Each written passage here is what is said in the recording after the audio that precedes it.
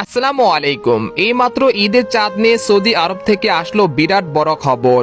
সবাইকে জানাচ্ছি অগ্রিম ঈদ মোবারক।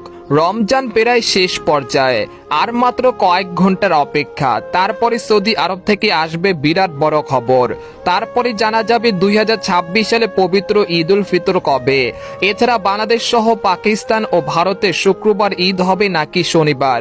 এই মুহূর্তে সৌদি আরব থেকে কি তথ্য প্রকাশ করা হচ্ছে, আরো বিস্তারিত জানতে ভিডিওটি প্রথম থেকে শেষ পর্যন্ত দেখতে থাকুন।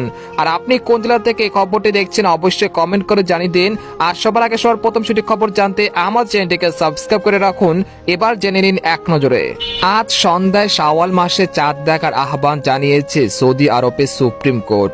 চাঁদ দেখা গেলে আগামীকাল ঈদ উল ফিতর উদযাপিত হতে পারে। আর চাঁদ দেখা না গেলে রমজান মাস 30 দিন পূর্ণ করে 20 মার্চ শুক্রবার ঈদ পালিত হবে। এছাড়া বাংলাদেশ, ভারত ও পাকিস্তানে আগামী 20 মার্চ সম্ভবত ঈদ উল ফিতরের চাঁদ দেখা যেতে পারে।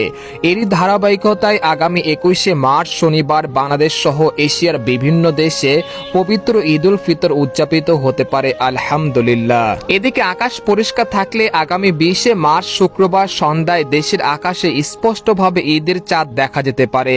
তবে আবহাওয়া খারাপ থাকলে অনেক এলাকায় সেদিন চাঁদ দেখা নাও যেতে পারে। এক্ষেত্রে রমজান মাস 30 দিন পূর্ণ হবে এবং সেই অনুযায়ী 21 মার্চ শনিবার ঈদ উল ফিতর উদযাপিত হতে পারে বাংলাদেশ সহ এশিয়ার বিভিন্ন দেশে।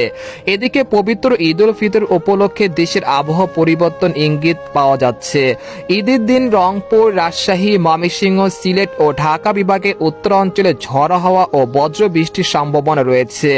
এছাড়া খুলনা, বরিশাল ও চট্টগ্রাম বিভাগে হালকা থেকে মাঝারি ধরনের বৃষ্টিপাত হতে পারে। তাই এবারে বৃষ্টি মুখর দিন হতে যাচ্ছে ঈদের দিন।